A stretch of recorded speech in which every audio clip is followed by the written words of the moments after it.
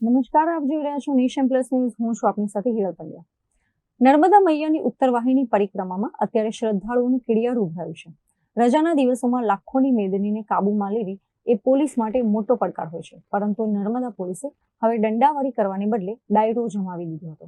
નર્મદા પરિક્રમાના પથ પર ગતરોજ એક અનોખો નજારો જોવા મળ્યો હતો. સામાન્ય રીતે ભીડને કાબૂમાં કરવા માટે પોલીસ કડક વલણ અપનાવતી હોય છે, પરંતુ અહીં પીઆઈ વી.કે. ગઢવીની ખાખીની અંદર છુપાયેલા કવિ આત્માએ શ્રદ્ધાળુઓને મંત્રમુગ્ધ કરી દીધા હતા. ભીડ વધતા જ્યારે યાત્રીઓએ સુરક્ષાના ભાગરૂપે થોડો સમય અટકાવવાની જરૂર પડી, ત્યારે તેમને કંટાળો ન આવે તે માટે સાહિત્યની રમઝટ બોલવામાં આવી હતી.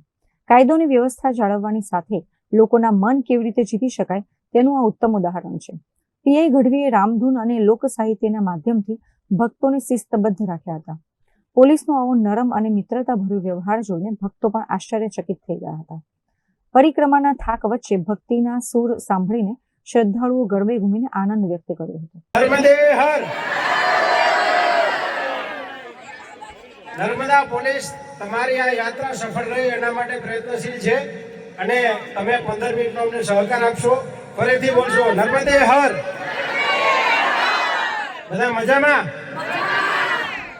નર્મદા મૈયા કી નર્મદે હર. હર હર નર્મદે. શ્રી રામ જય રામ જય જય રામ. હજી ઉભા છે તાળી નથી પડતા. તાળી પાડો, મગજની નશું ખુલી જાય તમારે. શ્રી રામ જય રામ જય જય રામ.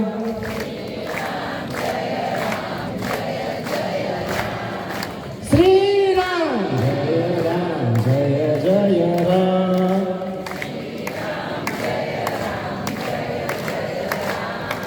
શ્રી રામ જય રામ જય જય રામ. અત્રે ઉલ્લેખનીય છે કે આ વર્ષે ઉત્તરવાહિની નર્મદા પરિક્રમામાં આશરે 15 લાખ જેટલા શ્રદ્ધાળુઓ ઉમટી પડવાની શક્યતા છે.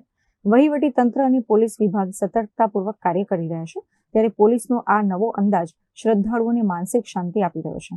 ભક્તોના મતે અગાઉ તેમણે ભીડમાં ધક્કામુક્કી અનુભવી હતી, પણ આ વખતે પોલીસનું મનોરંજન અને ભક્તિનો આ માર્ગ જોઈને તેમને ખૂબ જ ગમ્યું છે. Deepak Jagtap, Nation Plus News, Narmada.